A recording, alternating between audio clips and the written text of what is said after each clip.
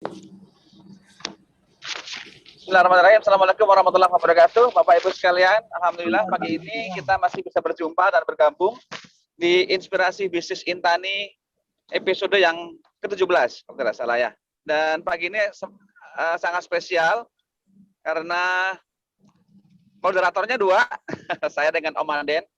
Kemudian narasumber kita juga Pak Imam Rosadi, inspirator bisnis pagi ini, juga dalam perjalanan dari Ujung Genteng lanjut ke Sidoarjo, dan beliau bersama kita pagi ini ya demi kita beliau harus parkir dulu di rest area. Nanti kita tanya rest area mana ya. Dan pagi ini juga Ketua Umum Intani pagi-pagi sudah tayang dulu di TVRI. Nah, ini juga luar biasa, materi yang disampaikan luar biasa. Dan pagi ini juga saya sedang menuju ke Gedung Negara Provinsi Banten dalam rangka deklarasi ketahanan pangan. Baik Bapak sekalian, pagi ini inspirasi bisnis kita membahas tentang alat mesin pertanian nasional, produksi putra bangsa. Sebagaimana kita tahu, pembangunan pertanian dalam mencapai tujuannya sangat sulit apabila tidak didukung dengan pengadaan alat mesin budidaya pertanian, terutama di saat menurunnya jumlah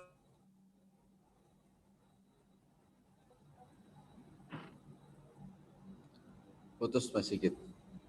Maka perlukanlah aplikasi alat mesin budidaya pertanian. Di sisi lain adalah untuk peningkatan efisiensi dan produktivitas usaha tani, tentu peran alat mesin budidaya pertanian ini sangat diperlukan, baik di sektor subproses hulu maupun di subproses hilir. Kita menyebutnya dalam pembangunan pertanian disebut dengan agroindustri, yaitu industri di sektor pertanian, di agronomi, terutama di sektor hulu, di pengadaan maupun di produksi, dan sektor hilir di pasca produksi. Dan ironisnya, beberapa waktu lalu kita dihebohkan dengan impor cangkul. Nah, cangkul sebagai alat yang sederhana dalam proses budidaya pertanian, kita terpaksa mengimpornya. Dan pagi ini kita juga kehadiran Pak Imam Rosadi yang sangat concern terhadap pengembangan alat mesin budidaya pertanian di beberapa subproses, baik di hulu maupun di hilir. Kadangkala kebijakan pembangunan pertanian daerah juga kurang terintegrasi, sehingga misalkan sebagai contoh saja 40.000 hektar sawah yang terhampar di Kecamatan Cilacap ini kurang didukung dengan kebijakan agroindustri, sehingga kita memerlukan beberapa hal seperti harvester, kemudian mesin transplanter, itu sulit ditemui. Bahkan ketika kita memerlukan pengeringan gabah, kita juga harus pengadaan, bahkan pabriknya, dalam tanda kutip pengadaannya, itu harus mengimpor dari Sidoarjo, Jawa Timur. Itulah kira-kira kebijakan agroindustri yang terkadang tidak mendukung terhadap tujuan pembangunan pertanian dalam mendorong ekonomi regional. Dalam hal ini juga banyak sekali potensi-potensi daerah, putra bangsa yang mampu bersaing dalam mengadakan alat mesin budidaya pertanian ini. Dan pagi ini tentu menjadi sangat menarik karena pelakunya sendiri sudah ada bersama kita. Sebelum kita menuju sharing inspirator bisnis kita pagi ini, Pak Imam Rosadi dari Direktur Utama Cakra Agromas Sentosa. Terlebih dahulu kita mendengar ulasan dan paparan Ketua Umum Insan Tani dan Nelayan Indonesia yang tadi pagi juga sudah memberikan gambaran dan masukan melalui TVRI. Silakan Kang Guntur Subagja, kami persilakan. Ya, terima kasih Mas Sigit. Salam Kang Imam Rosadi. Semoga Mas Sigit, Kang Imam di perjalanannya lancar-lancar ini. Lagi keluar kota semua. Alhamdulillah hari ini kita kembali dalam inspirasi bisnis Intani, dan tema yang kita bahas hari ini adalah tema yang menarik, dan kita sedang piloting di Ujung Genteng di Kecamatan Cilacap, bagaimana kita membuat satu agroindustri ya, tadi seperti masih disampaikan, yang secara terintegrasi dari hulu sampai hilir. Nah, kita memang prihatin kalau kita melihat tadi masih sudah menyinggung dukungan alat-alat pertanian ini sangat rendah ya, sangat rendah. Bahkan sampai saat ini para petani masih kesulitan untuk memiliki dryer misalnya. Sehingga apa? Sehingga hasil pertaniannya tidak bisa memperoleh harga yang baik, karena tingkat kekeringannya tidak sesuai standar. Nah, karena itu ketika kita membuat satu piloting korporasi petani di ujung Genteng, kita gandeng Pak Imam Rosadi, ini adalah seorang pengusaha di Alsintan yang 100% menggunakan sumber daya lokal.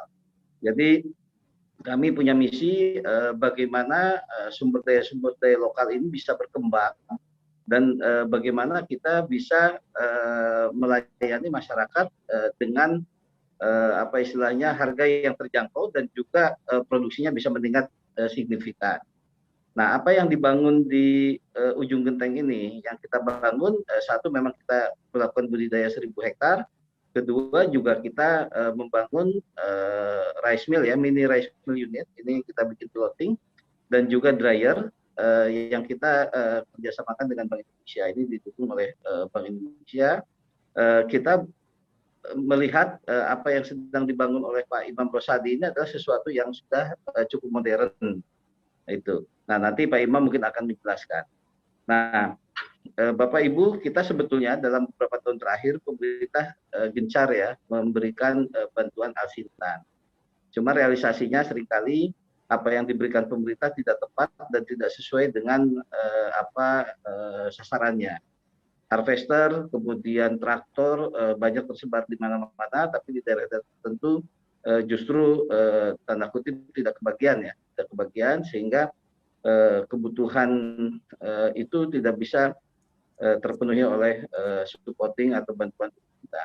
Nah, kami membuat satu model mini rice mill unit dengan asumsi memang ini akan kita jadikan piloting untuk badan usaha desa lah, apa BUMDes, atau memang kita membangun sekarang dengan pesantren jadi badan usaha milik pesantren dengan skala layanan sekitar 100 hektar.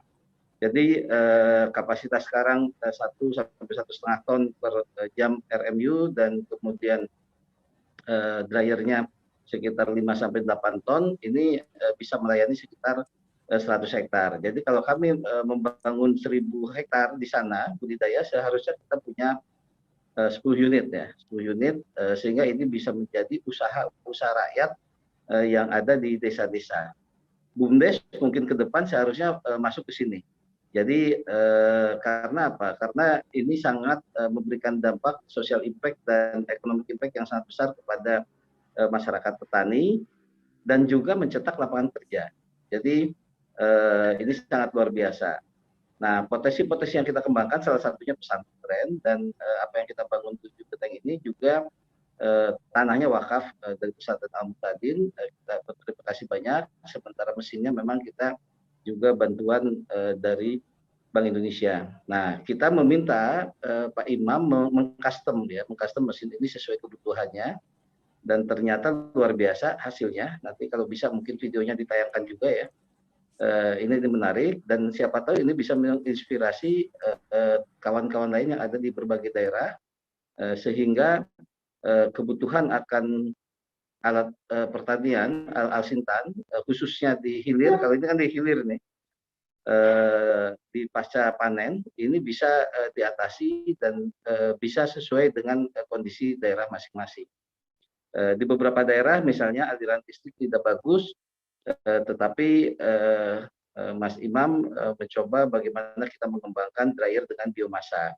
Jadi kita custom sesuai dengan potensi-potensi daerah dan juga kearifan lokal masing-masing. Begitu pula di RMU-nya kita buat disesuaikan dengan kondisi ini, tapi prosesnya sudah modern. Jadi di situ hasilnya bisa jadi beras super atau premium dan dedak dan pecahannya juga sudah terpisah-pisah. Nah, kita ingin ini menjadi satu model yang bisa diduplikasi ke berbagai daerah, dan kita prihatin kalau selama ini memang banyak sekali alat-alat mesin pertanian yang hasilnya dari impor. Nah, sementara ini adalah teknologi tepat guna yang bisa dilakukan oleh anak-anak bangsa kita. Salah satunya Pak Imam ini. Gitu. Nah, mungkin itu pengantar dari saya, Pak Sigit. Selanjutnya kita dengarkan nanti Pak Imam seperti apa ide-idenya yang saya kira ini sangat menarik untuk dikembangkan. Baik, terima kasih Kang Guntur. Semoga sehat selalu. Ini aktivitasnya sangat luar biasa padat ya. Dan pagi ini tetap luar biasa. Baik Bapak Ibu sekalian, alat mesin budidaya pertanian memang dalam perjalanannya banyak sekali kendala, terutama dalam aplikasi. Ya, terkadang aplikasi justru hadir bertentangan dengan sosiokultur di masyarakat. Misalkan masyarakat ingin menerapkan harvester, mesin pemanen. Ternyata aplikasinya bertabrakan dengan sistem bawon.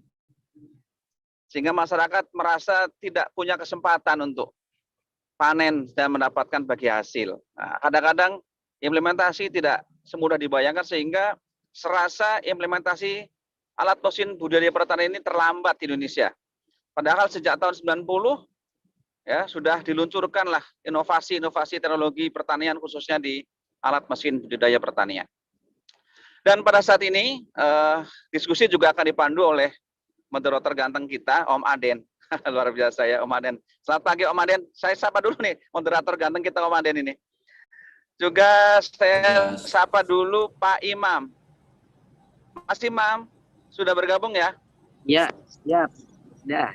Alhamdulillah. Mas Imam dalam menuju kemana Mas Imam nih? Ini perjalanan kan ke Sidoarjo ini. Berhenti dulu di rest area. Sudah masuk Cipali ini. Sidoarjo. Ini di rest area mana? Di KM 130 Rest area ini. Cipali. Ya. Masya Allah.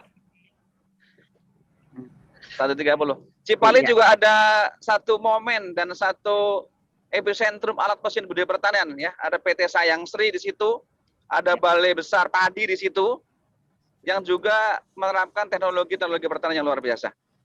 Baik Bapak Ibu sekalian, kali ini Pak Imam secara sekilas beliau baru saja memasang, menginstal rice milling unit ya, sebutnya mini plant sebetulnya karena ada dryernya, ada penggilingannya, dan penggilingannya murni 100% adalah karya anak bangsa ya. Kemudian sudah dilengkapi dengan inovasi pneumatic husker. Saya juga sangat surprise karena selama ini pengukuran celah roll penggilingan itu menggunakan per, beliau sudah menemukan dengan pneumatik teknologinya, luar biasa. Dan sebelum kita masuk ke Pak Imam, bahwa Bapak Ibu sekalian, industrialisasi pedesaan dan industri di pedesaan itu sangat berbeda. Yang terjadi adalah industri di pedesaan. Jadi banyak industri baik PMDN, PMA itu ada di pedesaan, tapi kadang tidak terlampau banyak memberikan dampak sosial ekonomi bagi masyarakat sekitar. Sehingga yang ada adalah hadirnya eksplorasi sumber daya alam dampak terhadap kesejahteraan masyarakat sekitar. Industrial pedesaan seperti halnya dengan agroindustri diharapkan mampu memberikan solusi terhadap peningkatan nilai tambah dan kesejahteraan bagi masyarakat pedesaan. Kali ini hadir Pak Imam Rosadi, Direktur Utama Cakra Agromas Sentosa, yang sudah malang melintang di industri alat mesin budidaya pertanian yang akan dipandu oleh Om Aden. Silakan Om Aden memandu. Ya, terima kasih Mas Sigit. Selamat pagi semua, selamat pagi Pak Guntur, selamat pagi Pak Imam. Wah, ada bergabung juga nih Mas Aris Eko, selamat pagi Mas Baim dan lain sebagainya, Bapak-bapak semua. Mas Imam, wah senang sekali nih pagi ini, mohon maaf kemarin saya kontak mengganggu perjalanan pulangnya, tapi tetap semangat ya Mas ya. Dan mungkin diawali Mas, boleh bercerita sedikit tentang kisah bagaimana nih mulai memasuki alat mesin pertanian ini. Ya, terima kasih. Dan Assalamualaikum warahmatullahi wabarakatuh. Selamat pagi, salam sejahtera untuk kita semua. Kepada yang terhormat Pak Guntur, Mas Sigit, kemudian ada Mas Aris Eko di sini ya. Betul. Ya, ya. Mohon maaf Mas Aris, karena sibuk belum sempat kontak-kontak lagi. Ya, jadi kami sudah concern di bidang-bidang mesin pertanian ini sebenarnya sejak saya lulus kuliah. Saya kebetulan kakak kelasnya Mas Sigit ya di IPB, di mekanisasi pertanian IPB. Kemudian saya bekerja pada mesin pertanian di Indonesia yang terbesar di Indonesia juga, dan di situ saya 17 tahun di sana. Kemudian tahun 2009 saya mulai merintis usaha sendiri. Ya, sampailah sekarang ini membuat mesin-mesin pertanian. Sebenarnya mesin-mesin pertanian itu banyak, mulai dari tadi Mas Sigit menyatakan budidaya, mulai dari on farm-nya sampai off farm. Saya membidik di sini adalah pada pasca panennya. Jadi saya lebih berkonsentrasi pada mesin-mesin pasca panen, khususnya mesin-mesin perberasan, mulai dari drying sampai RMU-nya. Selain saya juga secara custom mungkin kerjasama dengan teman-teman Litbang untuk membuat mesin-mesin lainnya seperti produk-produk sorghum, itu kita membuat mengembangkan mesin penyosok sorghum juga sudah kita pasang bersama teman-teman dari Litbang pasca panen, mungkin di sini barangkali ada. Kemudian kita juga untuk pengering pala, ini sifatnya custom dan kita pasang di Maluku Tengah. Itu karena pala itu ternyata juga spesifik, nilainya tinggi, tapi proses pengeringannya harus hati-hati. Jadi kita membuat suatu contoh itu sudah pernah kita laksanakan. Kenapa kami concern pada pasca panen? Karena begini Bapak-Bapak Ibu-Ibu sekalian, kita kalau melihat di lapangan itu yang banyak digelontor itu kan mesin-mesin budidaya, ya, mulai dari traktor, irigasi sampai baru-baru ini sudah alhamdulillah sudah ada combine harvester ya. Nah itu, tetapi itu secara nyata memang meningkatkan produktivitas ya sampai berapa persen, tetapi dengan biaya yang cukup lumayan. Tapi produktivitas padi dengan sistem pemupukan dan lain-lain itu betul sudah berhasil, tetapi dari sisi pasca panen kalau ini kita tidak garap secara nyata nanti justru losses ada di sini. Nah inilah losses itu mulai dari proses pengeringan itu sebenarnya lossesnya di sini losses mutu bukan losses jumlah. Keterlambatan pada proses pengeringan tentu akan berdampak pada kualitas beras yang dihasilkan. Kemudian dari sisi mesin pemproses berasnya RMU, banyak sekali RMU justru yang sebenarnya di situ terjadi pengerusakan. Penggilingan keliling yang memang penggilingan keliling itu sangat merusak rendemen itu. Sehingga kita coba membuat rekayasa bagaimana kerja keras dari teman-teman di budidaya itu mulai meningkatkan hasil panen sekian itu bisa berkelanjutan di pasca panen. Kebijakan ini yang harus kita mulai kita pikirkan sehingga rendemen ya toh hasil beras yang dihasilkan itu bisa kita pertahankan. Jadi losses itu bisa kita hilangkan. Susut baik itu susut mulai dari pemanenan sampai proses yang akhir itu harus kita pikirkan di sini. Dan yang kedua mungkin berilah petani itu kesempatan untuk menikmati teknologi. Kita banyak digelontor mesin-mesin modern ya, rata-rata impor. Tetapi teknologi itu tidak dinikmati petani, ya dinikmati adalah orang-orang yang punya modal, para pengusaha. Dan lihatlah para yang yang banyak, kita nggak menyalahkan itu, memang itu bisnis. Nah, jadi saya concern untuk membuat teknologi yang cocok buat petani, tidak terlalu besar, menyesuaikan kondisi dan mudah dioperasikan oleh petani. Jadi seperti yang kita lakukan percontohan di Ujung Genteng, Pak, itu kita memang infrastrukturnya seperti itu, jalannya seperti itu, SDM-nya yang ada seperti itu. Jadi kita harus membuat. Dan membuat mesin harus mempunyai daya tarik. Tentunya daya tarik itu di teknologi dan kemudahan. Yaitu, mungkin pertama yang saya sampaikan dulu, mungkin nanti silakan berkelanjutan untuk diskusinya. Sementara itu Pak Aden. Ya, terima kasih Mas Imam. Wow, seru. Ternyata beliau punya concern yang sangat besar terhadap industri pertanian dan terutama petaninya. Bagaimana petani harus menikmati teknologi, bagaimana petani juga tidak kehilangan pendapatan karena mungkin karena menurunnya mutu, hilangnya rendemen, otomatis pendapatan petani menjadi berkurang juga mungkin ya Pak Imam ya.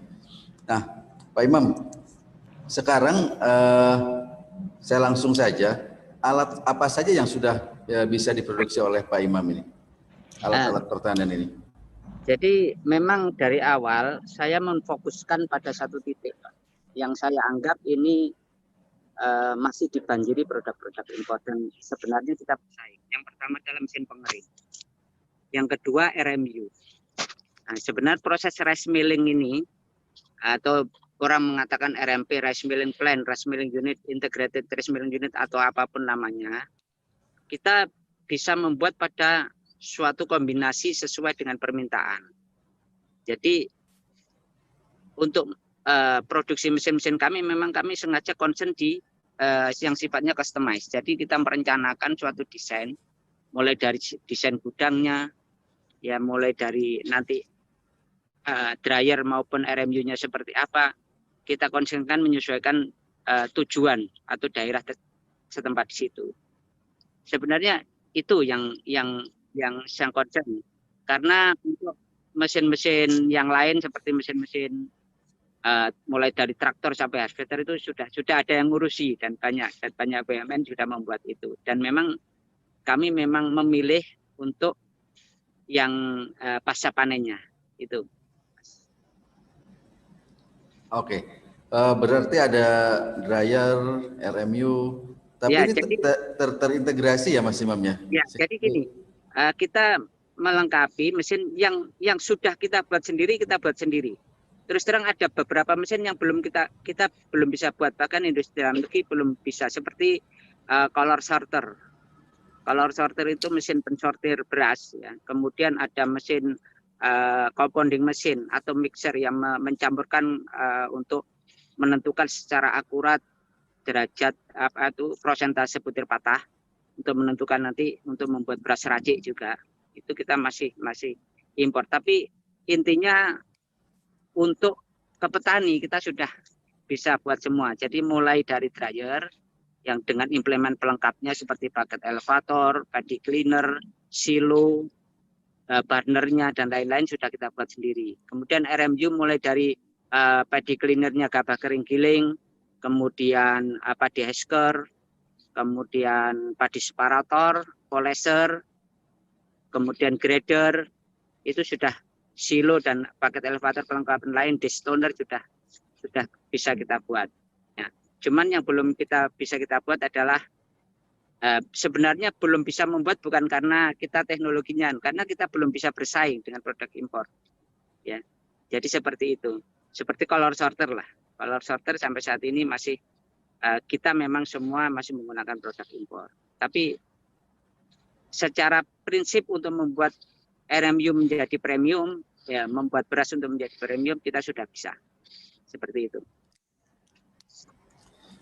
Oke, tapi mungkin sebentar, ini ada beberapa mungkin yang pengen melihat seperti apa sih mesin yang dibuat oleh Mas Imam ya.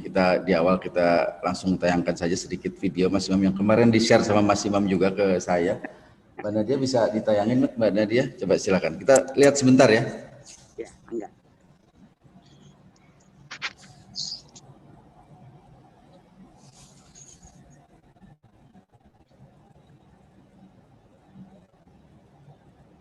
Ini ada suaranya nggak?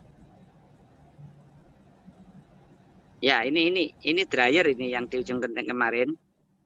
Jadi ini bed dryer sebenarnya, tapi yang dulu bed dryer itu kan mesti dibolak-balik ya. Mungkin sedikit saya kasih prolog, enggak apa-apa Pak Den ya? Boleh, silakan. Nah, ini dryer ini kita mendesainnya sedapat mungkin mengurangi tenaga kerja yang panggul-panggul ke atas gitu. Jadi memindah-mindahkan barangnya atau memindah-mindahkan bahan dari satu proses ke proses berikutnya kita sudah menggunakan paket elevator itu tadi yang awal tadi. Jadi turun dari truk sudah bisa dituang di bagian input bahan gabah kering panen, masuk paket elevator, kemudian dibersihkan. Jadi paddy cleaner untuk gabah kering panen, untuk gabah basah. Sehingga seperti kotoran-kotoran jerami, kotoran-kotoran tali, dan lain-lain itu tidak masuk ke dalam ruang dryer.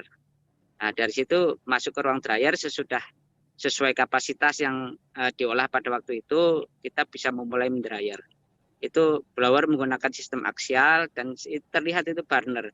Itu pemanasnya. Nah, ini kalau yang ini sudah RMU-nya ini. Tadi pemanas sampai kering pindah ke ruang RMU tetap ya juga menggunakan paket elevator sehingga Otomatis semua ya itu ya. ya memindahkannya kita menggunakan paket elevator. Jadi tidak dipanggul-panggul orang.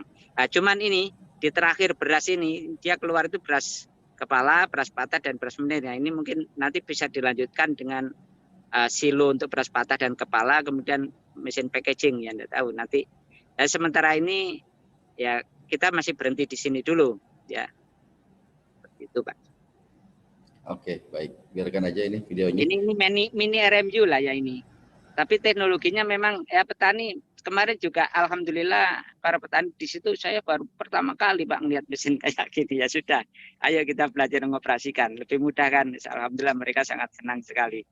Jadi senangnya kami itu jika melihat mesin kami itu mereka puas ya, senang mengoperasikan itu juga membuat kami sangat bahagia. Ini untuk mentraining mereka lama nggak Pak untuk para petani untuk 2 hari. Memang pada saat mulai pemasangan mereka harus ikut melihat cara pasang nanti secara pelan-pelan. Dan kemarin kita ajari 2 hari, alhamdulillah sudah. Nah ini ruang katul juga sudah terpisah ya. Ini memang belum selesai ruangannya. Itu untuk sekarang. Ini nanti katul itu terpisah pada ruangan tertentu sehingga area untuk RMU nanti bersih. Ini katulnya juga bagus Pak. Mungkin bisa dikembangkan nanti untuk ke processing katul lanjutannya. Oke. ya. Ini ruang sekam, pembuangan sekam ini di belakang sama butir-butir hampa dari gabah kering tadi juga kita cleaner, kita bersihkan butir-butir hampanya sehingga masuk ke ruang RMU itu juga sudah bersih gabahnya. Ini sekamnya ini. Yang menarik begini Pak, ya ini packaging nanti kalau nanti mau dilanjutkan dengan mesin ini, monggo kami siap suplainya. Oh jadi, sudah ada ya di Pak Imam sudah ada ya? Ada, kita ada. Nanti tinggal melengkapi yang di ujung gendeng itu. Jadi ini nanti bisa kita kemas mulai dari kemasan 5 kilo sampai 25 kilo nanti bisa diprogram timbangannya. Oh oke, baik. Tinggal langsung jahit, langsung ditata ya seperti itu. Ya, seru ya. Lagi sudah. Oke. Itu dulu videonya. Mas Imam.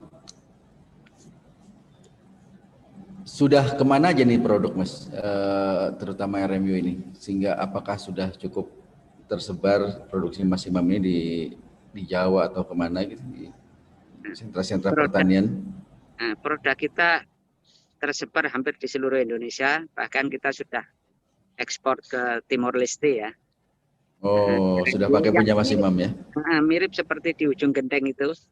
Dan di sana alhamdulillah mungkin menjadi RMU yang termodern di negara itu pada waktu itu. Ya, jadi untuk RMU kita mulai dari yang kecil. Sebenarnya yang dipasang di genteng memang betul-betul untuk petani. Itu kecil dengan susunan mesinnya juga simple ya. Kita juga memasang, kita menjual di para pengusaha-pengusaha penggilingan padi secara komersial kita juga menjual. Kemudian ada beberapa tempat kita mendukung ya, mendukung pada program resi gudang. Itu RMU kapasitas 2 sampai 3 ton per jam dengan lengkap ya. Jadi sampai packaging, bahkan ada tambahan dengan color sorter ada. Itu ada di Cianjur, ada di Kebumen. Ya, mungkin videonya nanti saya kirimkan, ada di Purworejo, ada di Kupang. Ya. Kita juga membuat mesin untuk proses benih gabah. Jadi memblower untuk memisahkan butir apung dengan butir berasnya itu kita sudah pasang di PD Jaya Aceh, ada di Aceh, kemudian di Pemalang, Jawa Tengah itu juga ada. Nah, untuk RMU ya mulai tersebar di Jawa, mulai Jawa Barat sampai Jawa Timur, di Kalimantan hampir semuanya, Kalimantan Selatan, Kalimantan Barat, di Sintang bahkan sana, kemudian di Kalimantan Barat, di Sulawesi, dan di Sumatera, itu di Lampung, kemudian di Sumatera Barat, di pesisir barat, ya, atau Sangkar sana kita sudah dapat. Kemudian ada di Maluku juga, di Maluku Tengah, kita RMU kita pasang di sana. Juga ada pengering pala yang kapasitas kecil, yang kapasitas 500 kilo per pengisian untuk skala petani ada. Itu dengan Badan Litbang kalau yang itu kita kerjasama. Kita juga memasang. Mas Imam, itu pembeli atau konsumennya Mas Imam ini apakah selalu pemerintah atau lembaga khusus atau bagaimana? Atau memang Tidak. ada hanya pengusaha saja?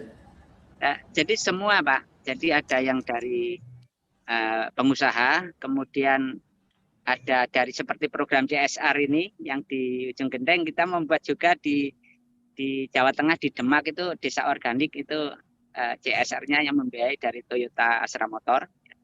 Itu dengan teman-teman Yayasan Arga Citra 23, Yayasan Alumni IPB Angkatan 23 yang menggerakkan. Kebetulan kami mendukung untuk membuat mesin penggiling kompos, pengering sama RMU.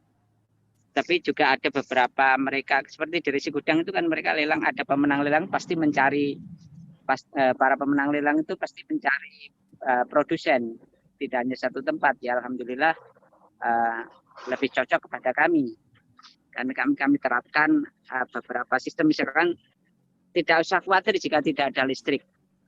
Kami bisa mengakal asal di situ, bisa beli bahan bakar untuk diesel atau apa itu kita jalankan. Nanti ada listrik di dalam gudang itu. Kita atur seperti itu, Pak. Wah, hebat ya. Jadi tidak tergantung harus ada aliran listrik ya. Seperti yang di Tanjung Balai Karimun, di Pulau Kundur, di Kabupaten Karimun, Kepulauan Riau itu perbatasan dengan Malaysia di Pulau Kundur. Di situ, tapi di situ solar banyak. Kita buat di tengah hutan. Penggeraknya diesel, tapi kita couple dengan alternator sehingga selain menggerakkan RMU-nya di situ bisa untuk penerangan gudangnya. Nah, itu alhamdulillah mereka juga senang sekali menerima inovasi seperti itu. Oh, menarik. Ya, Luar biasa. Pak Imam, jadi ini tidak hanya padi ya, tidak hanya untuk padi ya, yang dikerjakan ini. Ya, tapi prinsipnya di mesin-mesin pasca panen yang pernah kita lakukan adalah padi, jagung, ya. Sebenarnya dryer yang di Ujung Genteng itu bisa untuk jagung, bisa untuk kacang tanah. Simple, mungkin untuk yang produk-produk pertanian yang lainnya bisa dimasukkan di situ. Karena begini Pak, kadang-kadang ini mungkin nanti kita bisa mengembangkan diskusi ini. Orang selalu menyatakan bahwa vertical dryer itu selalu bagus. Memang tidak tergantung, tetapi bed dryer juga punya keunggulan pada hal-hal tertentu. Yang penting kita menyusunnya, tidak terlalu banyak tenaga manusia berperan di situ. Yang ditakuti adalah membolak-balikkan bed dryer. Tapi bed dryer yang kami pasang itu sudah kita desain bagaimana bentuk masuknya udara panas sehingga suhu di permukaan bed itu rata semua. Kemarin kita lihat di depan dan di belakang suhunya sudah rata sehingga tidak perlu pembalikan. Masuknya pembagian dari fluida aliran blower itu sudah kita perhitungkan dan itu kita sudah melakukan uji-uji sebelumnya. Jadi seperti itu. Intinya kalau menggunakan bed dryer pengisian sangat cepat. Kalau panen musim hujan, kendala di circulating dryer atau vertical dryer pada pengisian yang lama dan sering macet di situ. Kalau macet sudah gabah terjebak, katakanlah kapasitas 10 ton, di situ sulit mengeluarkannya, itu bisa diatasi dengan bed dryer. Nah ini hasil diskusi juga dengan para petani. Saya dengan waktu di Demak, itu ada sebuah koperasi yang digerakkan oleh petani yang tidak mau RMU-nya, dia memesan RMU yang canggih. Tapi dryernya dia tidak mau pakai vertical dryer. Ini pengalaman mungkin saya ceritakan. Saya katakan, kenapa Pak? Misinya lama Pak, sering terjadi trouble. Membersihkannya lubang-lubang jika sudah buntu dipakai beberapa ton, kita agak sulit. Nah, dia punya bisa mendesain sendiri bengkelnya, mungkin kita bantu bagaimana teknis diskusi. Akan lebih senang dia membuat sendiri, dia justru membuat bed dryer dengan kapasitas sekali pengisian itu 30 ton. Dan memang cepat. Dari karung itu paling kalau kapasitas 30 ton, kalau vertical dryer itu mengisinya memerlukan waktu sekitar 4 jam. Dengan menggunakan bed dryer paling nggak sampai 1 jam sudah selesai. Oh, jauh sekali ya itunya ya. Karena hanya dituang-tuang gitu saja. Dan kemarin saya sarankan ini jangan jerami, jangan ikut masuk. Nanti kita buatkan mesin pembersih atau paddy cleaner di sini supaya nanti efektivitas pengeringan Bapak lebih cepat ya. Itu alhamdulillah nanti ini sedang mau kita kembangkan di situ. Mudah-mudahan bisa segera terlaksana. Itu Pak Den. Ya, oke. Selanjutnya ini mungkin sudah ada yang mau bertanya, tapi sebentar. Pak Imam, perjalanan memproduksi itu selalu custom atau memang sudah ada desain khusus atau disesuaikan dengan permintaan juga bisa atau bagaimana? Kita ada yang sudah desain khusus ya. Tetapi paling banyak sebenarnya permasalahan pertanian kita itu di satu daerah ke daerah lain itu berbeda. Masing-masing daerah punya kebiasaan, punya tata cara tersendiri dalam mengelola pertaniannya. Ya, ada daerah yang sudah dia lebih enjoy seperti ini, artinya kita memang harus memahami seperti itu. Makanya rata-rata kita tiap desainer MU itu selalu ada perbedaan. Tapi kita ada mesin-mesin khusus yang memang ada pengusaha yang hanya perlu membeli mesin misalkan poleser, kita jual ya poleser, mereka akan pasang sendiri dan mereka sudah punya pengalaman seperti itu. Nah, tapi yang memang kita bidik, kita tidak membuat mass product pada mesin-mesin tertentu, tapi kita membuat suatu desain custom itu rice milling plan secara utuh. Nah, itu pun ya terus terang kami juga ya tidak sepi order seperti itu, permintaan selalu ada.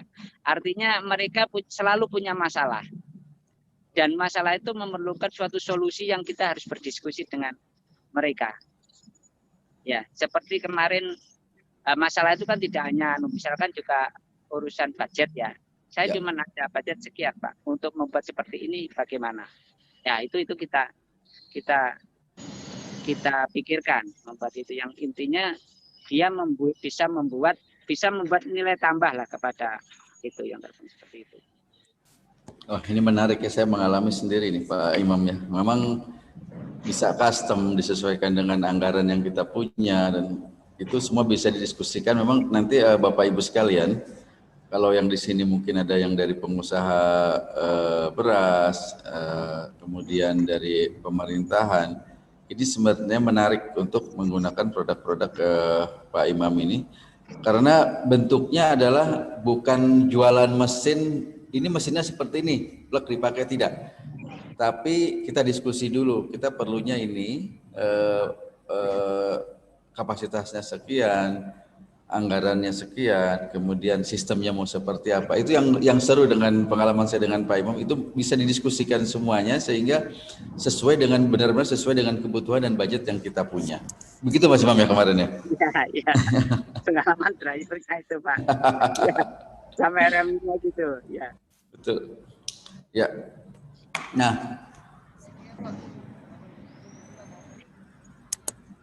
Bapak Ibu, ini mungkin Mas Imam, ini ada yang nanya nih, kita punya materi apa tidak, mungkin nanti Mas Imam bisa share lah kalau materi presentasi ini setelah sudah bisa akses laptopnya Mas Imam, nanti mungkin boleh lah di-share sedikit presentasi di grup WA kita aja supaya nanti bisa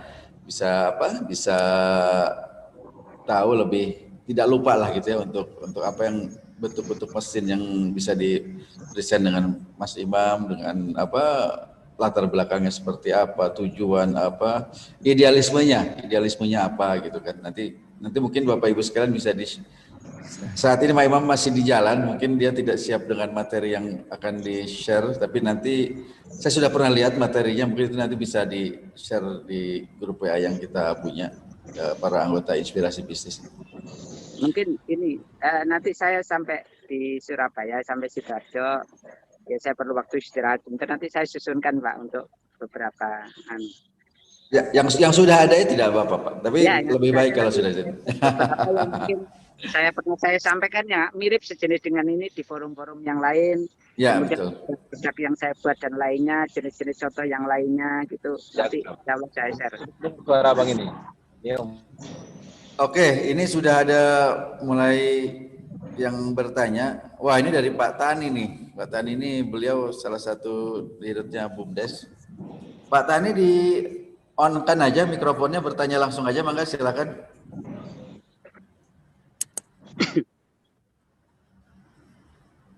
Ya, selamat pagi Pak. Pagi. Sebentar Pak ya, sebentar. Pak Imam, risk milling itu berapa persen pengaruh terhadap rendemen GKP-nya Pak Imam? Karena dalam hal ini rendemen itu selalu menjadi suatu pembicaraan para petani. Ada yang rendemen di kualitas gabah ya, kualitas gabah. Kemudian juga ketika GKP ini keringnya udah mencapai 17%, apakah dengan rice milling modern ini bisa mempengaruhi rendemen nggak kira-kira Pak Imam seperti itu? Demikian, terima kasih. Ya, langsung saya jawab ya. Silakan. Raden ya. Begini Pak, kalau kita bicara rendemen sebenarnya kita harus integrate ya, tidak parsial satu persatu gitu. Jadi gini, mesin apapun itu RMU itu hanya mendukung mempertahankan rendemen. Dia adalah mesin secara joke kita lakukan ini adalah mesin pemproses beras, bukan mesin pembuat beras. Ya. Artinya untuk rendemen yang bagus tentu harus didukung dengan bahan baku yang standar, mulai dari butir hampa dan lain-lain. Kemudian kadar air. Kadar air yang optimum untuk digiling itu sekitar 14%. Kadar air kering giling itu 13 sampai 14%. Nah, memang ada beberapa RMU yang menggiling di atas itu. Nanti itu ada rekayasa khusus, tapi saya selalu tidak rekomen untuk seperti itu karena ini menyangkut makanan ya. Karena secara daya simpan yang bagus itu sebenarnya beras pada di kadar air 13 sampai 14 ya. Itu bisa ini kaitannya dengan kesehatan. Kedua menyangkut itu mesin. Mesin ada dua. Pertama adalah teknologi. Kedua, bagaimana menyusun mesin itu. Sebagus apapun mesin, tetapi kalau nyusunnya itu tidak pas, karena integrate ya Pak, itu integrate. Integrate artinya dari satu proses ke proses berikutnya itu harus imbang. Proses penyeimbang itu Pak yang agak sulit. Artinya kan tidak mungkin katakanlah kapasitas 1 ton per jam atau 2 ton per jam. Ini kalau kita bicara RMU, kapasitas itu input capacity. Itu kan mesin di situ kan ada yang kapasitasnya, katakanlah kita bicara 2 ton. Kan 2 ton, ya? Nah, 2 ton per jam. Mesin yang tersusun di situ rata-rata kan mempunyai kapasitas 2 sampai 3 ton. Nah, sampai input yang masuk ke mesin berikutnya itu tidak continuous. Ya. Itu sebagus apapun hasil akhir rendemen itu akan dirusak dengan adanya broken. Pertama itu susunan. Bucket elevator harus imbang. Artinya kita harus mengikuti mesin terendah di situ secara continuous. Ya, katakanlah nanti yang menentukan kualitas beras itu mulai dari proses input, data input, sampai pada proses separating. Kalau proses politik itu hanya mengikuti saja. Nah, biasanya kalau penggilingan yang lengkap, ini saya bicara pada suatu proses RMU yang lengkap Pak ya, itu proses separator, proses separator yang sangat menentukan. Di situ teknisi harus bijak, memberi arahan bahwa separator itu kan ada penyetelannya. Nah, betul. Kalau ada sudah tercapai kontinuitas pada kestabilan pada separator, itu sudah dipastikan beras yang dihasilkan brokennya akan bisa ditekan. Dengan catatan kadar airnya terpenuhi, kadar air kering giling. Siap. Yang kedua adalah susunan mesin pada proses polishing. proses polishing itu ada beberapa macam. Polisher itu ada beberapa macam. Ada abrasive polisher, ya. Yang pertama abrasive polisher itu menggunakan itu adalah mesin polisher yang menggunakan batu abrasif sebagai pemolesnya. Dia berfungsi sebagai pemoles. Ini desainnya khusus. Nah, nanti bentuk saringannya, bentuk polishingnya, bagaimana tingkat kehalusan dari batu, itu batunya buatan, bukan batu yang gunung yang tidak. Berapa mesh berapa, grade berapa untuk di Indonesia cocoknya seperti apa. Sebenarnya dimulai dari Hasker, Pak ya. Sebelum polisher adalah Hasker ya. Saya kilas balik ke Hasker atau mesin pecah kulitnya. Hasker di Indonesia rata-rata di Indonesia itu kekerasan dari rubber roll itu pada antara 88 sampai 94 syura kekerasan karetnya. Kemudian bahan karetnya. Makanya kadang-kadang mulai dari Hasker tolong jangan tergiur. Barangkali ada produk rubber impor atau lokal yang dia mengatakan ini bisa menggiling banyak Pak, bisa 100 ton. Ya. Lihat dulu, biasanya ini keras Pak karetnya. Nah itu tidak serta-merta, bisa saja dirusak di Hasker. Mulai dari rubber roll-nya. Biasanya kita pengalamannya, saya tidak mau nyebut merek, yang ada di pasaran itu di sekitar itu ada merek berapa aja. Coba satu-satu aja yang terbaik nanti. Jangan dilihat dari sisi harganya. Katakanlah rubber roll A harganya 600.000. Rubber roll B harganya 700.000 Pak. Beda 100.000 ya. Beda 100.000 tapi katakanlah yang 700.000 hanya bisa menggiling 40 ton. Sedangkan yang 600.000 bisa 50 ton. Secara logika ini murah dan giling banyak. Ya. Tapi lihat hasil berasnya, pecahnya banyak yang mana? Ya. Kalau melihat pecah jangan di Hasker, jangan di pecah kulitnya. Nanti di hasil akhir Pak. Karena mungkin di Hasker dia belum pecah, tapi mungkin kalau orang habis dipukuli sebenarnya dia sudah lebam semua itu beras itu. Tinggal nunggu hancurnya polisher. Ya. Dari Hasker yang sudah stabil, mungkin daya kupas harus stabil supaya di separatornya itu akan stabil nyetelnya. Nah, untuk kestabilan Hasker sebaiknya menggunakan teknologi yang Haskernya itu bisa stabil dari jam 7 sampai jam 4 sore giling dia akan stabil. Nah, makanya dikontrol di pneumatic control Hasker pneumatic. Makanya saya menyebutkan RMU itu auto pneumatic Hasker. Pneumatik itu dia akan stabil. Artinya kalau dia 90% di awal sampai akhir pun dia akan 90%. Karena ketergantungan pada operator. Nah itu kestabilan di separatornya itu pasti akan mudah. Dan dia akan stabil terus. Sehingga pada waktu masuk polesnya stabil. Di ruang pemutihan atau milling chamber itu selalu terisi penuh. Tidak kadang isi, kadang isi. Tidak seperti itu. Kalau dia stabil pada penuh terus, maka broken itu akan bisa ditekan. Nah, kemudian susunan polisher. Rice milling yang ideal, dia menggunakan abrasive polisher. Kedua, menggunakan friction polisher. Ketiga, menggunakan mist polisher. Mist polisher itu polishing yang ada pengkabutannya. Kalau orang bilang itu dikibi, Pak, dikibi. Sebenarnya itu mist polisher. Semuanya ada fungsinya. Dan susunannya itu harus beberapa stage. Nah, ini kita sering merekayasa kepada pengusaha-pengusaha. Kadang-kadang polisher bisa sampai 4 kali polish. Jadi abrasive polisher, abrasive polisher lagi, kemudian friction polisher, kemudian mist polisher ataupun abrasive, mist. Pertanyaannya loh, kok dipoles berkali-kali apa enggak pecah? Pasti ada pertanyaan. Ya, betul. Nah, terus kos lagi, biaya. Nah, kos sebenarnya tidak. Kalau pada waktu dia omsetnya sudah besar, Pak, pengembalian dari harga polisher itu terhadap peningkatan kualitas beras. Tolong kita bicara rendemen di sini jangan hanya dari sisi jumlah loh, Pak. Oke. Tapi dari sisi harga beras yang kita jual, ya.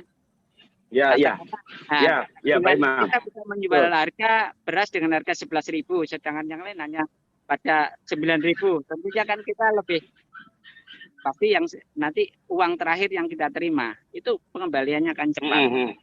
Jadi kemudian pada proses grading. Nah, Betul. rendemen itu kritisnya mulai pada proses husker sampai proses polisher.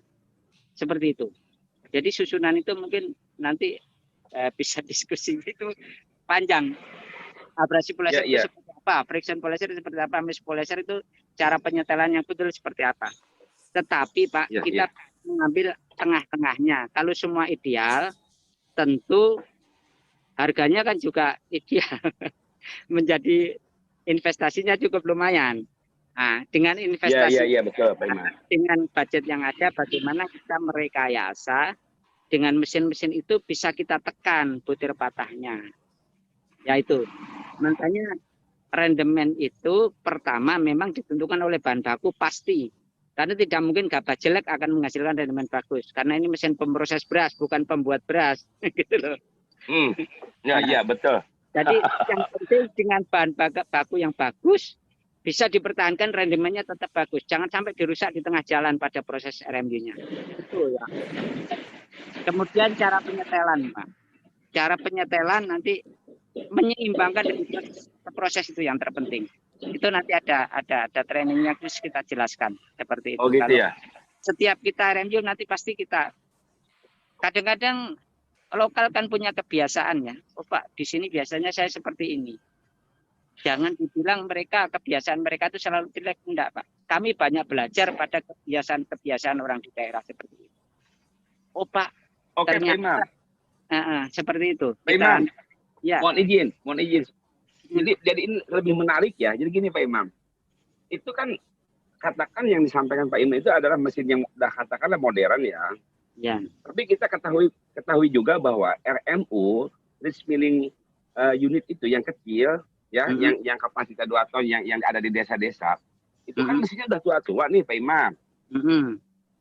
Ya, apakah mesin yang tua-tua itu bisa diperbaiki sehingga mencapai sebuah beras yang berkualitas, kemudian dengan rendemen atau tanggo atau kalau bahasanya jita ya, jitanya tidak terlalu banyak pecah-pecah gitu.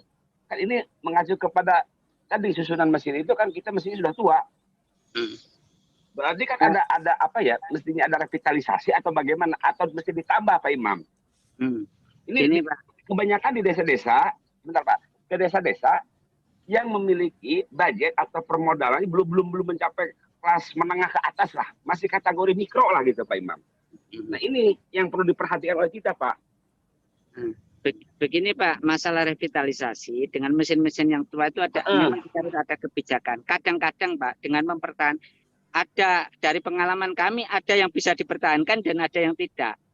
Kenapa yang tidak itu biasanya untuk memperbaiki itu lebih mahal daripada membeli baru.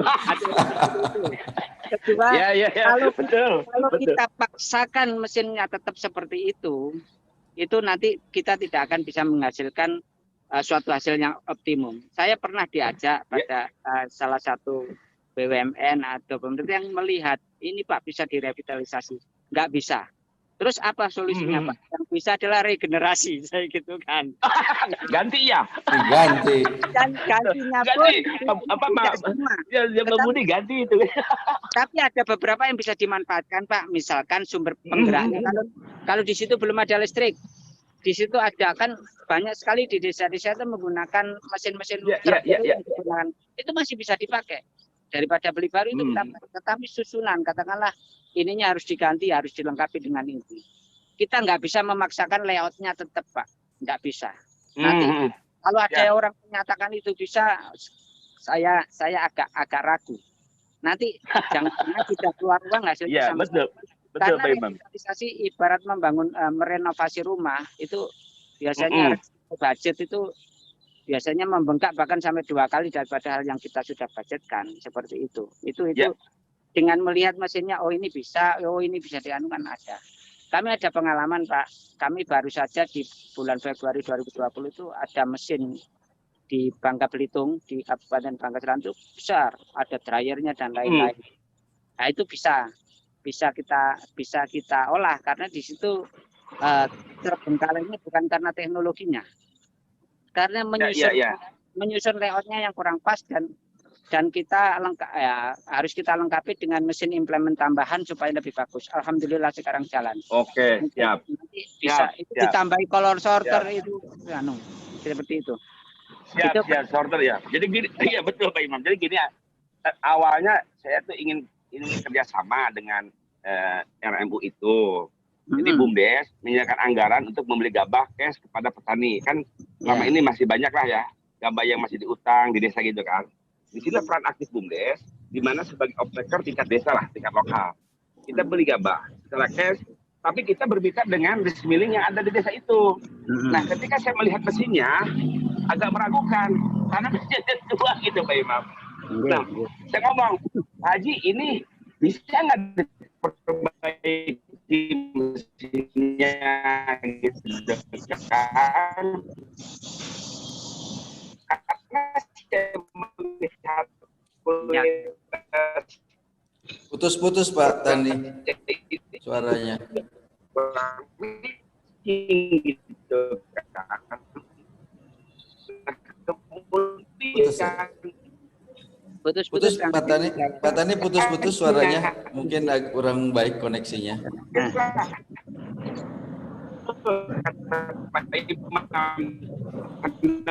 Oke, mungkin nanti kita ini. Mungkin yang lain. Ya. Pak. Ya. Pak Tani, mohon maaf, ini masih putus-putus suaranya, harus di sebentar. Koneksinya mungkin kurang bagus Pak. Pak Tani suaranya terputus, kami tidak bisa mendengar. Tapi intinya mungkin Pak Tani itu nanti bisa didiskusikan, kita bisa diskusi apakah memungkinkan, mungkin nanti BUMDesnya sendiri Pak, BUMDesnya sendiri yang investasi di RMU ini, mungkin nanti dengan Pak Imam bisa disampaikan itu. Mungkin saya tambahkan sedikit Pak Ade. Ya. Artinya kita harus bisa memahami mesin. Bukan mesin yang harus paham pada kita. Nah, makanya selalu saya tekankan pada mereka, kita harus punya naluri teknis. Nanti Anda akan lebih canggih daripada kita dalam menghasilkan berasnya. Dan saya ternyata banyak belajar dari para petani-petani yang mempunyai kreasi-kreasi seperti itu. Ya. Itu tadi Pak Tani banyak keputus tadi ininya suara Pak Tani itu penjelasannya. Ya, yang terakhir agak putus-putus Pak. Agak putus-putus Pak Tani. Mungkin. Oh, putus ya? Tadi Betul, putus. Oke, kita ulangi ya. Oke lah. Jadi gini Pak Imam, Pak Aden, kita kan BUMDes ya ingin artinya menjadi sebuah off-taker lokal lah untuk pembelian gabah secara tunai kan. Nah, karena melihat mesin tadi yang kurang bagus lah ya, karena melihat dari kualitas, terus ketika saya lihat kualitas tentu akan mempengaruhi daripada kuantiti itu. Nah, sehingga kita tidak jadi. Nah, kalau tadi Pak Imam harus ganti, memang sepakat. Cuman ini gantinya kan juga gimana ya? Ya seperti inilah kira-kira. Jadi kita nggak jadilah untuk bermitra dengan dengan milih tersebut, karena kalau nggak salah rismil itu bentuknya UD lah, usaha dagang. Saya lihat ada situs Yuk, oke lah legalitas udah mantap gitu kan. Tapi melihat mesin, kondisinya lah gitu ya, kurang memuaskan jiwa lah kata bagi BUMDes. Akhirnya kita tarik, mungkin kita akan ditinjau kembali lah. Gitu Pak Den, Pak Imam. Ya mungkin nanti bisa undang Pak Imam untuk melihat Pak mesinnya, atau mungkin Siap. kalau memungkinkan bisa kerjasama, maksud saya, dengan Pak Imam untuk pengadaan untuk BUMDesnya Pak Tani. BUMDesnya Pak Tani itu sangat maju nih Pak, luar biasa ini di Karawang ya Pak ya. Ya, yang tentu Karawang saja, tapi sentra berasnya banyak Pak di tempat Pak Tani itu. Emang di daerah sentra beras kan? Sentra padi betul, ya? Siap, betul. Saya rasa cukup ya. Baik Pak Tani, terima kasih banyak. Waduh, ini Pak Tani dari Direktur BUMDes. Pak Tani, maaf, BUMDes apa namanya ya yang di Pak Tani ini? BUMDes Bina Usaha Mandiri. Oh, Bina Usaha Mandiri di Kabupaten Karawang, Jawa Barat. Oke. Karawang ya, oh ya. Betul Pak. Beliau ini sawah juga seluas mata memandang, ini sama seperti di ujung genteng sana. Berikutnya mungkin ada pertanyaan lain tadi. Saya sebentar, ada yang nanya di YouTube kah? Saya lupa ini. Oke, Pak Imam. Selanjutnya dari sisi teknologi kan sudah nih Pak Imam. Bagaimana sih untuk mengadop kebiasaan lokal tadi disesuaikan dengan, saya pengen penjelasan Pak Imam tentang itu tadi. Kita belajar dari kebiasaan lokal diadopsi ke proses bisnis mesin yang diproduksi. Itu bagaimana coba contohnya? Gini, saya akan cerita pengalaman saja Pak Aden. Ya. Saya berkali-kali dimintain tolong untuk dalam tanda kutip memperbaiki mesin impor yang didatangkan di sini. Sebenarnya saya sangat berat untuk melakukan itu karena kan saya sama saja memperbaiki produk kompetitor kita. Tapi biasanya yang meminta itu orang yang sangat dekat, teman, sendiri saya lakukan. Saya bukan menjelekkan produk impor, tidak. Artinya begini, kadang-kadang barang-barang yang masuk itu belum tahu kondisi kebiasaan petani di daerah-daerah tertentu. Contoh ya, mesin benih. Ya. Kadang-kadang ataupun mesin RMU. Mereka canggih mesinnya. Tetapi pada saat dimasukkan oleh gabah kita, yang gabah-gabah dari tengkulak dan lain-lain, kita kan tidak semuanya pakai combine harvester ya, seperti halnya sumber dari mesin tersebut yang gabahnya sudah bersih dan lain-lain. Tapi banyak juga petani-petani kita yang memanen itu pakai digepot, pakai thresher yang sederhana, sehingga jerami-jerami dan lain-lain. Sehingga pada waktu proses pengeringan itu ada padi cleanernya. Tapi justru kenapa macet di padi cleaner? Nah, ini saya katakan kita harus bisa membuat pre-cleaner sebelumnya. Sebelum masuk padi cleaner itu ada pre-cleaner.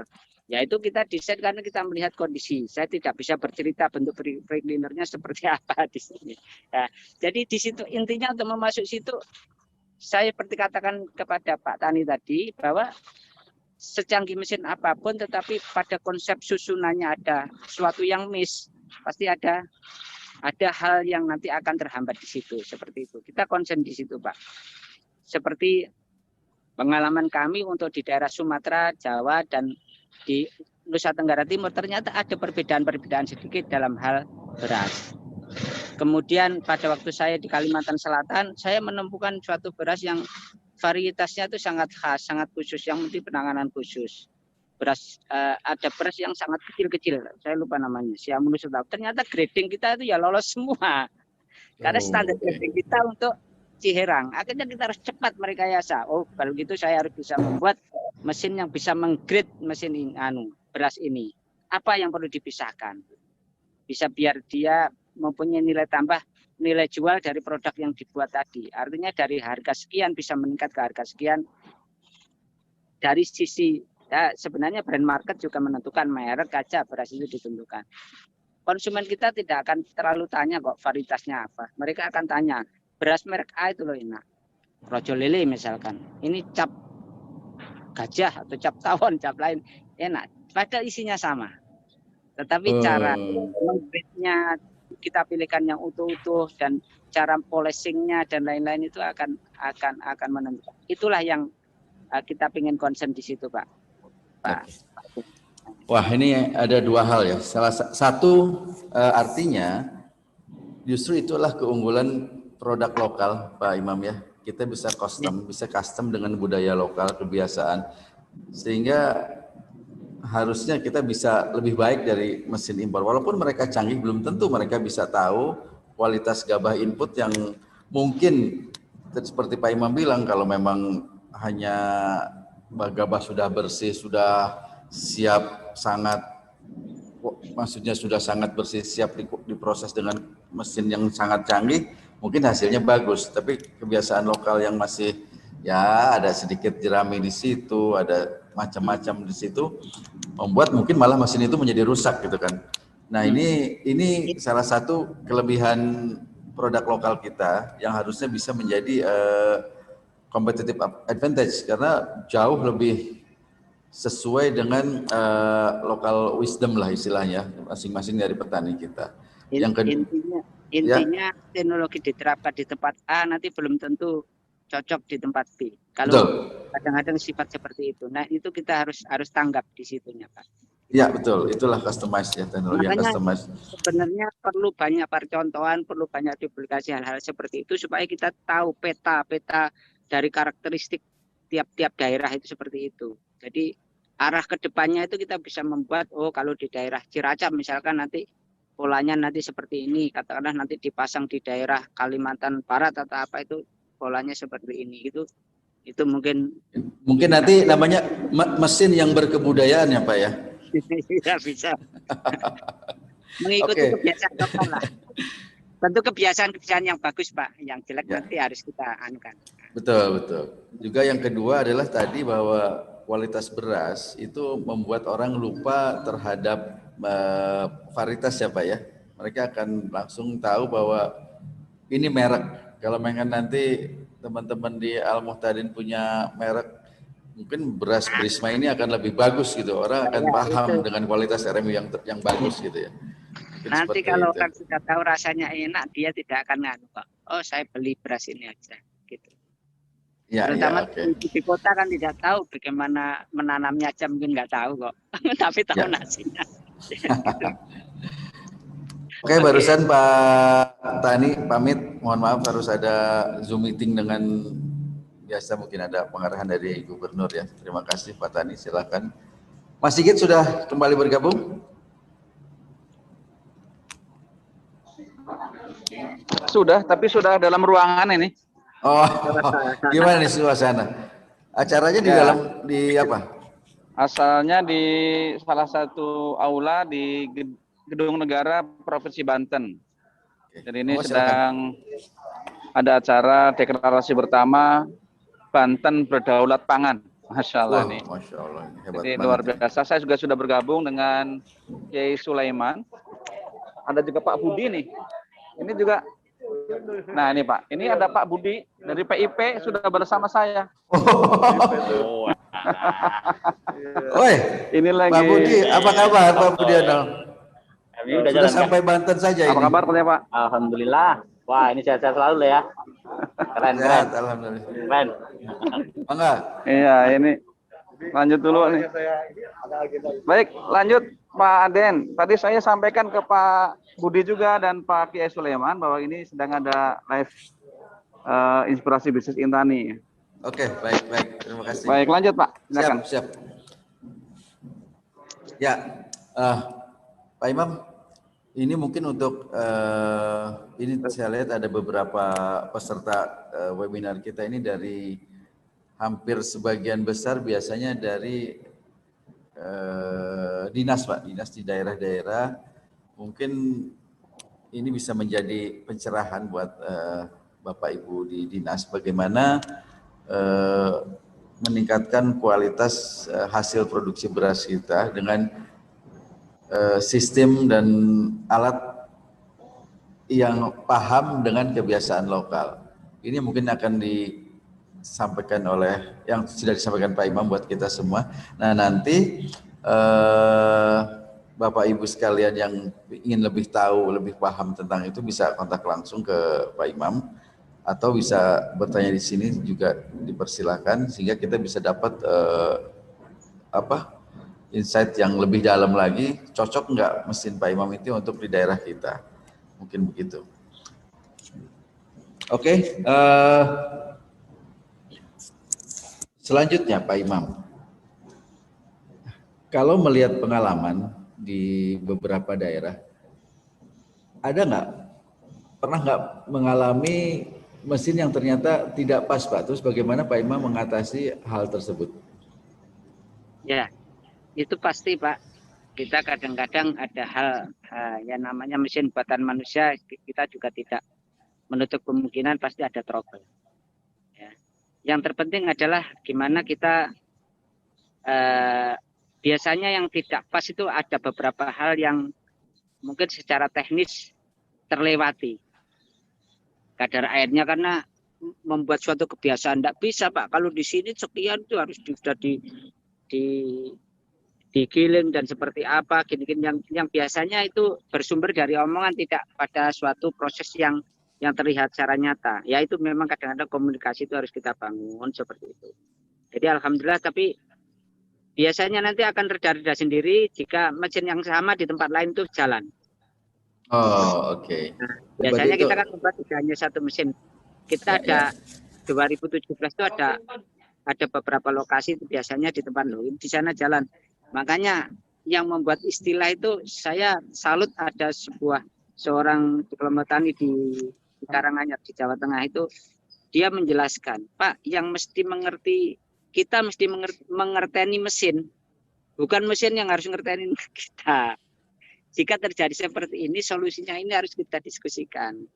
Jadi perlu diingat Bapak-Bapak Ibu, semua mesin processing beras ataupun dryer itu tidak seperti kita membeli kulkas yang ditancapkan ke listrik langsung dingin, tidak. Tentu ada naluri teknik yang kita bangun. Nah itu memang perlu proses, nanti akan menemukan suatu cara yang lebih mudah. Seperti itu. Dan memang harus misalnya memerlukan implement tambahan untuk alat ini supaya meningkat. Nah itu nanti bisa ditambahi atau seperti apa, atau didiskusikan seperti apa. Intinya kita harus mengoptimumkan pada suatu kondisi yang ada. Nah, contoh yang di Ciracap lah Pak Aden. Ya. Kita bagaimana dengan itu membuat dryer itu bisa bekerja optimum di sana, demikian juga RMU-nya. Alhamdulillah dari 2 hari kemarin kita melakukan pelatihan langsung proses. Karena pelatihan sebenarnya sejak pasang kita sudah melakukan pelatihan. Cara masangnya, cara maintenance, dan dari awal. Tapi pada saat proses alhamdulillah dengan 2 hari itu mereka juga paham dan merasa senang. Oh enak ya Pak, ternyata kalau gini, enak ya Pak, ternyata kalau gini. Dan saya yakin nanti di tengah jalan dengan adanya bahan-bahan, mungkin panen pada waktu musim hujan dan panen pada waktu musim kemarau, sifat bahan juga berubah. Nanti pasti akan timbul kendala. Nah nanti kendala itu yang harus kita atasi. Sebenarnya permasalahannya ada di mana. Itulah yang saya katakan di masing-masing daerah itu berbeda Pak. Gitu. Itu biasanya Pak Imam kirim teknisi atau cukup dengan komunikasi saja Pak? Nah, sedibat mungkin kita kan sekarang memanfaatkan ada teknologi, ada WA, video call aja sudah beres Pak, rata-rata 90% beres. Kecuali yang sangat krusial, misalkan ada kesalahan sampai ini putus atau apa yang mereka tidak harus bongkar, nanti kalau dibongkar tambah rusak, ya itu biasanya ya kita bicaralah. Gimana ini datang teknisi dan lain-lainnya, nanti kita bicarakan mengenai biaya dan lain-lain. Intinya harus ada solusi secara cepat. Spare part pun kalau habis kadang-kadang yang jadi kendala tuh mereka asik produksi, nggak mikir harus stok spare part yang habis pakai. Seperti saringan, poles, seperti rubber roll. Pada waktu mau beli kebingungan. Nah itu kita biasanya ada pengiriman spare part gerak cepat, ada pengiriman spare part standar, gitu. Oke, ya. Jadi tidak harus disamperin, cukup dengan video call. Insya Allah semuanya bisa terselesaikan ya Pak Imam ya. Karena biasanya masalahnya itu sepertinya besar, tapi sebenarnya sepele. Contoh Pak ya, contoh aja ini. Ya. Seperti yang di Ciracap, Hasker itu kan menggunakan pneumatic control dan itu ada kompresor. Ya. Nggak bisa ngupas ini, nggak bisa buka. Coba di video call, coba kamu lihat di kerannya kompresor itu sudah dibuka belum? Loh, ternyata hanya belum lupa membuka keran itu aja. Nah itu kalau kita lihat jam berapa? Ya. Bisa, nah, biasanya kita gitu. Nah itu, jadi sebenarnya dengan video call nanti akan timbul kreativitas mereka. Ya, prinsipnya asal dia punya naluri teknik pasti nanti bisa ngatasi secara baik. Gitu. Insya Allah. Oke, baik Pak Imam. Saya sapa dulu nih Pak Toto dari Tabalong, Kalimantan. Ada Pak Toha nih dari Bapeltan Sulawesi Utara. Terima kasih sudah bergabung. Pak Toha, ada juga Pak Parlin, ada Pak Silahudin di Sukabumi, kemudian ada Pak Edi Sundoyo, Pak Safi'i. Terima kasih Pak sudah bergabung. Wah Pak Muhammad siapa nih yang dari Asahan ini? Selamat bergabung Pak, terima kasih. Ada Pak Parlin di Batam ya. Wow, Pak Parlin Sirait di Batam. Pak Edi Sundoyo di Indragiri Hilir, Riau. Wah, ini wilayahnya Mas Aris Eko ini. Mas Aris Eko nih, ada yang dari Indragiri Hilir, Riau nih. Ya, demikian tadi Bapak Ibu sekalian yang sudah, ini link absen sudah ditampilkan di kolom chat. Mangga silahkan kalau memang ada yang ingin mengisi link absen, sebaiknya mengisi link absen karena di situ akan langsung kita beri sertifikat untuk webinar ini. Secara otomatis akan dikirim melalui email masing-masing. Mohon jangan salah memasukkan alamat emailnya Bapak dan Ibu sekalian karena ini sering terjadi sehingga nanti tanya ke kami, Pak, kami belum terima email. Tapi biasanya emailnya tidak betul cara penulisannya. Terima kasih. Masih ada 30 menit Pak Imam. Pak Imam, boleh bercerita nggak tentang suka duka perjalanan ini Pak, perjalanan membangun bisnis alat mesin pertanian ini? Monggo silakan Pak Imam. Ini yang lebih seru biasanya. Ya, sebenarnya apapun profesi kita pasti ada suka dukanya Pak Aden. Nah, ini kan saya ini kan awalnya adalah karyawan yang berkeinginan tidak terus jadi karyawan. Nah, tapi pada saat menjadi karyawan saya akan belajar bagaimana membuat mesin yang baik. Tentu ada suka dukanya. Sejak berdiri bagaimana kita memulai bisnis ini, membuat desain, belajar, baik berdiskusi maupun secara formal, secara otodidak kita lakukan. Pasti ada hal-hal yang mengecewakan. Ada beberapa hal kita sudah membuat satu desain contoh yang kita anggap itu bisa diterima, ternyata ada sedikit berapa kurang dukungan dari ada beberapa pihak, itu pasti ada. Kita juga menghadapi konsumen yang bermacam-macam jenisnya, karena konsumen itu dibagi-bagi banyak, itu juga ada suka duka sendiri. Dan kemarin kita juga menghadapi, tapi secara umum sejak awal 2020 sampai sekarang kan dengan adanya COVID itu cukup menggoyahkan kita. Alhamdulillah bisnis pada sisi berbasis pertanian ya alhamdulillah recovery-nya secara cepat bisa kita lakukan gitu. Jadi hal-hal seperti itulah saya pikir suka dukanya hampir semua sama lah. Intinya kita terus berbuat gitu aja. Berbuatlah secara yang penting bisa memberi manfaat. Nanti rezeki pasti akan dibagikan Allah kepada kita, pasti kita tahu. Mas Aris, amin. Ya Mas Aris kayaknya itu tadi. Saya pikir itu Pak. Enggak. Siap, terima kasih. Mas Aris Eko ada komentar ini tentang Pak Imam? Oh oke. Assalamualaikum. Waalaikumsalam, maaf Mas, belum begitu. Oh, terus. Iya. Ini kalau Mas Imam ini udah suhunya lah ini. Kalau sudah bisa bikin RMU unit seperti kayak yang dipasang di ujung genteng itu, apa aja akan bisa dibuat oleh Mas Imam, Mas Aden. Karena di situ, iya, karena itu bikin silo, bikin dryer, bikin bucket elevator, itu pertimbangan dan perhitungan teknis, termodinamika, mekanika tekniknya itu udah pasti mateng itu. Sehingga kalau udah bisa bikin itu, bikin RMU, apalagi bisa di customize ya, itu Mas Imam itu mau dipesenin apa aja itu pasti bisa itu Mas. Iya itu, karena ini memang betul yang dulu itu memang yang kebanyakan masih dari impor itu ya. Untuk RMU itu biasanya hanya ada beberapa kapasitas tertentu saja. Itu memang agak susah untuk penyesuaian di lapangan ya. Kalau Mas Imam ini kan istilahnya bisa diatur lah ya untuk kapasitasnya, sehingga itu sesuai bisa menyesuaikan dengan skala ekonomi serta juga kebutuhan-kebutuhan yang ada di daerah. Jadi kalau sudah seperti ini, udahlah mau pesen apa ke Mas Imam itu akan dibikinkan Mas Aden itu. Ini yang seru ya. Ternyata sama seperti kemarin cerita ketika kita ada kendala di alat dryer ya. Mas Imam bisa nggak ini yang sesuai dengan budget, sesuai dengan kondisi, sesuai dengan luas lahan yang ada, akhirnya jadi juga dan kemarin sudah dites dan jalan, alhamdulillah. Terima kasih Mas Imam. Nah, ini saya siapa juga nih, ada Pak Albertus Sudirman. Selamat siang Pak, selamat bergabung. Kemudian Ibu Lela, ada Bu Grace Wensi. Terima kasih.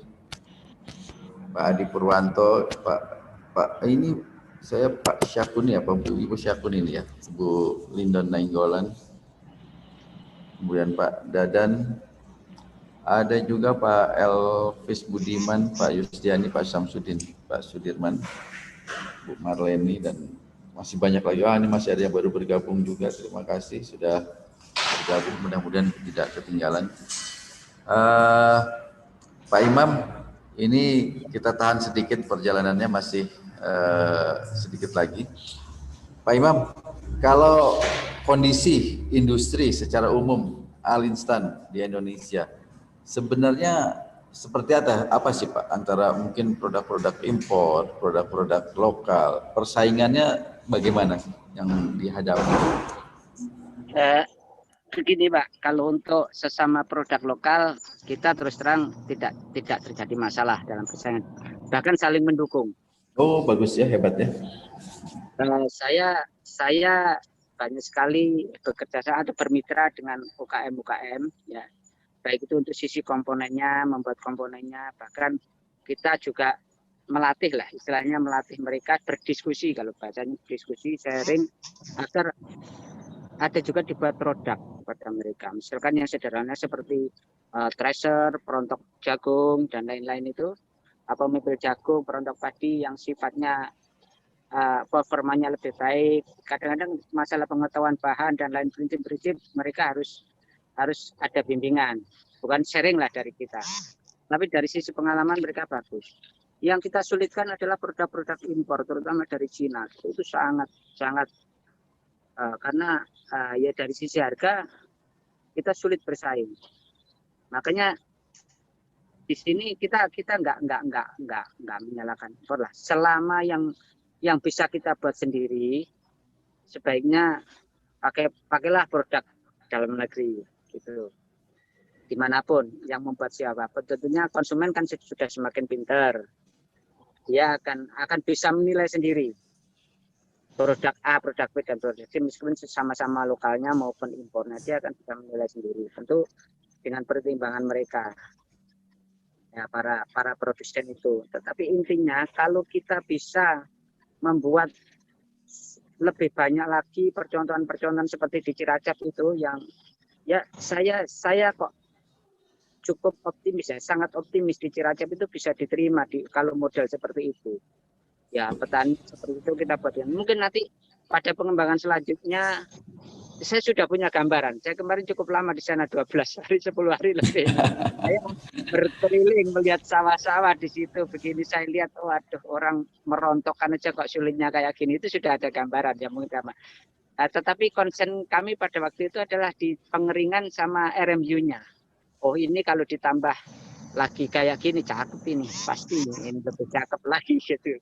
Nah itu, tetapi setidaknya yang kita kerjakan awal itu kemarin dengan Yes Foundation, dengan Intani, dengan P, dan semua yang terlibat di situ, itu saya berkeyakinan kalau itu diduplikasi lebih banyak di tempat yang lain, akan lebih banyak membantu petani secara langsung.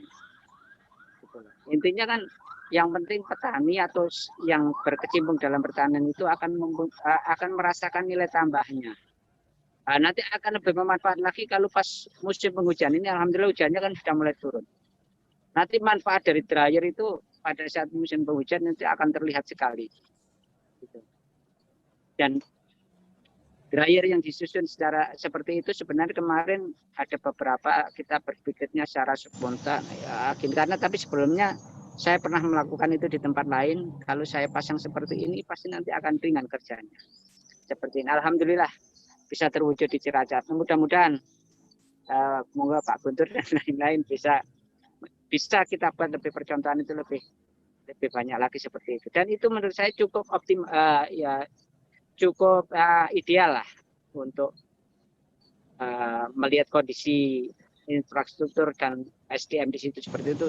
Dan saya melihat berkeliling di Indonesia banyak sekali kondisi-kondisi yang hampir mirip dengan yang ada di Cilacap seperti itu. Mungkin itu Pak Aden. Oke, baik. Berarti memang yang di Cilacap kemarin itu, jadi Bapak Ibu kemarin itu di Cilacap kita baru menyelesaikan proses pembangunan rice milling unit integrated ya, antara rice milling unit dengan dryer ya Pak Imam ya, betul? Ya. Dengan bangunannya itu merupakan kerjasama yang digagas oleh Yes Foundation, yang ketuanya adalah Pak Sigit Iko, kemudian Intani, Pak Guntur sendiri ya, kemudian sebagai ketua Intani, kemudian dibantu oleh Bank Indonesia, dan kerjasama sebagai penerima manfaat adalah Yayasan Pesantren Al-Muhtadin, itu di Kecamatan Cilacap, Kabupaten Sukabumi, daerah ujung genteng sana. Alhamdulillah sudah selesai, mungkin tidak lama lagi akan segera diserah terimakan secara resmi dan diresmikan oleh dari pihak Bank Indonesia. Mungkin itu penjelasannya, sehingga mudah-mudahan ini bisa diduplikasi, atau mudah-mudahan Yes Foundation dan Intani bisa segera bisa segera menduplikasi ini juga di daerah-daerah lain, sehingga banyak daerah yang bisa memodernisasi proses pasca panen, sehingga hasil panen itu ternyata walaupun benih pengelolaan dan sebagainya on farm itu bagus, ketika off farmnya tidak bagus, bagaimana tadi disampaikan oleh Pak Imam, kualitas berasnya menjadi kurang baik atau rendemen menjadi sangat rendah, sehingga keuntungan petani tidak maksimal. Betul begitu Pak Imam ya? Ya. Ya. Kalau dari yang lebih ideal itu bagaimana nih Pak Imam? Misalkan di Cilacap itu kan sudah ada tuh rice mill sama dryer. Itu perlu apa lagi supaya hasilnya itu benar-benar bisa komersil, sehingga misalkan malah mungkin bisa pakai merek sendiri hasil dari produk di Cilacap itu. Apa yang harus ditambahkan Pak Imam? Gini ya, mungkin kalau kita melihat kondisi secara keseluruhan ya Pak, infrastruktur maupun SDM-nya yang ada, sebenarnya untuk tahap awal ini kita coba, saya merasa itu sudah cukup. Tapi kemarin ada beberapa alat bantu yang mungkin bisa mempercepat, itu adalah untuk mesin kemasan, packaging. Ya. Nanti perlu supaya intinya kerja operator itu bisa lebih ringan dan bisa dikonsentrasikan ke pekerjaan lain, sehingga nanti kontinuitas prosesnya jadi lebih baik. Mungkin perlu ditambahi packaging, tapi memang ada polishing untuk mesin polishing dan lain-lain, tapi susunan mesinnya tidak seperti itu. Sebenarnya nanti harus mungkin ada daerah lain yang nanti bisa kita lihat kondisinya.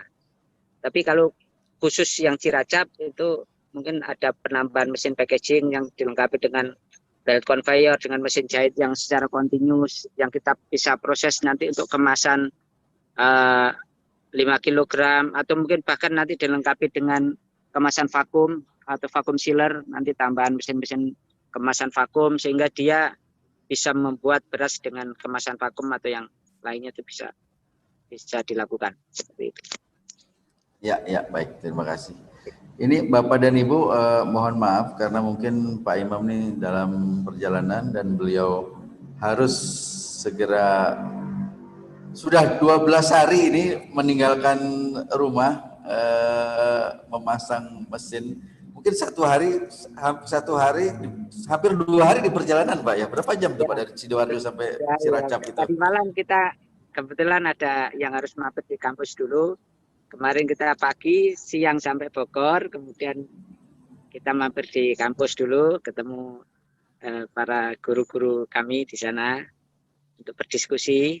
Ya mungkin ini saya ceritakan juga tentang kegiatan di Cilacap ini, mereka banyak memberi apresiasi dan mungkin nanti ya siaplah memberikan dukungan.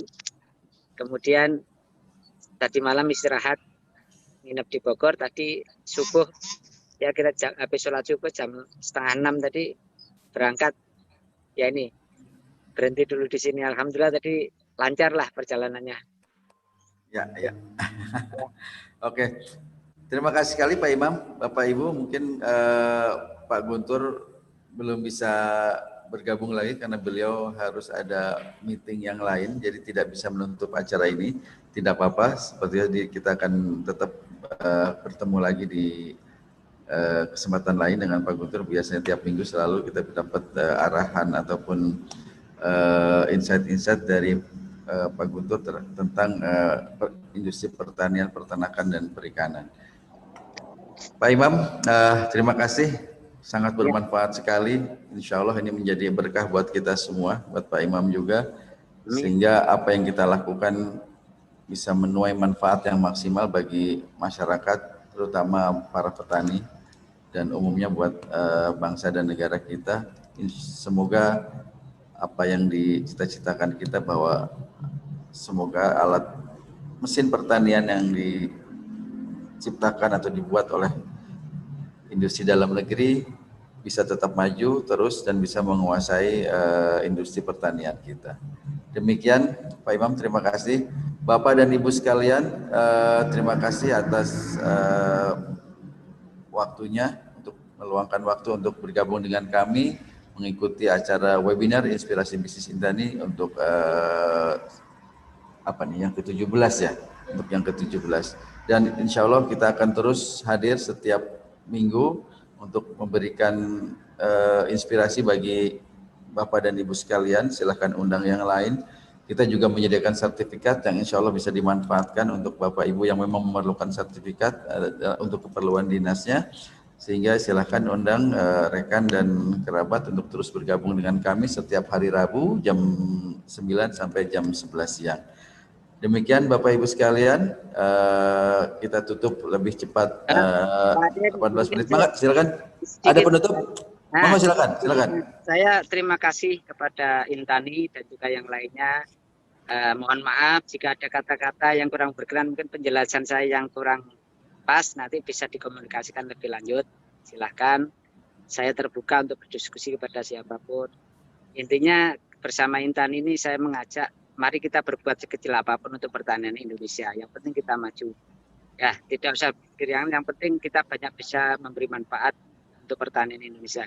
Itu aja. Mohon maaf jika ada kekurangan, ada penjelasan saya yang salah, mungkin ada kata-kata yang kurang berkenan. Mohon maaf. Terima kasih. Itu aja. Saya langsung pamit ya Pak Den. Iya, monggo. Terima kasih. Selamat jalan Pak Imam. Hati-hati di jalan. Semoga selamat sampai tujuan. Terima kasih. Assalamualaikum. Waalaikumsalam warahmatullahi wabarakatuh. Terima kasih Bapak Ibu sekalian, Mas Aris Eko, Mas Ibrahim, Mas Muhammad Ibrahim, terima kasih banyak, Pak Yusri dan bapak-bapak yang lainnya, Mbak Novi, terima kasih, Ibu Ila, Mbak Bu Lilis. Semoga apa yang kita sampaikan hari ini bermanfaat bagi kita semua. Jangan bosan-bosan, minggu depan kita kembali ketemu untuk di acara yang sama. Mungkin Mas Sigit sudah bisa gabung lagi di minggu depan karena hari ini kebetulan beliau ada acara. Terima kasih. Kita tutup. Kang Silahuddin, hatur nuhun. Sampai jumpa di minggu depan. Assalamualaikum warahmatullahi wabarakatuh. Terima kasih Pak Aden, Pak Guntur. Terima kasih Pak Toha. Terima kasih. Terima kasih Kang Aden. Terima kasih. Terima kasih.